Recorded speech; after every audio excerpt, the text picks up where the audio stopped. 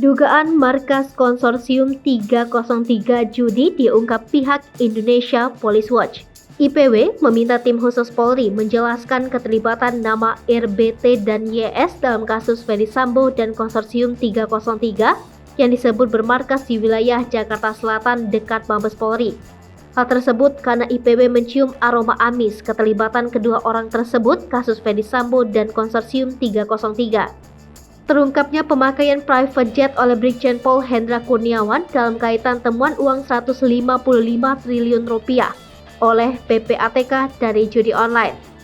Pasalnya Brigjen Pol Hendra Kurniawan diketahui pada tanggal 11 Juli diperintah atasannya yang saat itu Kadipropam Mabes Polri ke Jambi menemui keluarga Brigadir J guna memberikan penjelasan atas kematian ajudannya tersebut.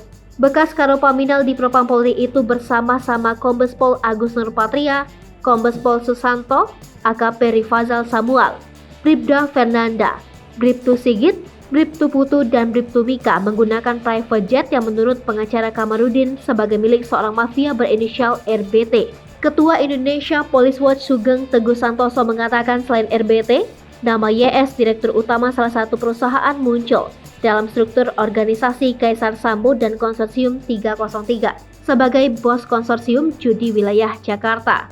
Dalam catatan IPW, nama RBT adalah Ketua Konsorsium Judi Online Indonesia yang bermarkas di Jalan Gunawarman, Jakarta Selatan, yang hanya berjarak 200 meter dari Mabes Polri.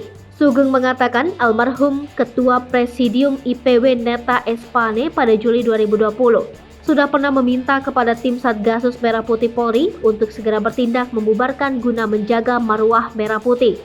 Menurut Sugeng, apa yang dinyatakan Neta Espane itu adalah benar adanya, di mana terbukti konsorsium judi online selama ini dilindungi oleh Satgas Merah Putih. Sebab RBT adalah Direktur Utama PT RBT, satu afiliasi dengan PT MMS, PT MBS, PT GCPI, dan PT PPSF.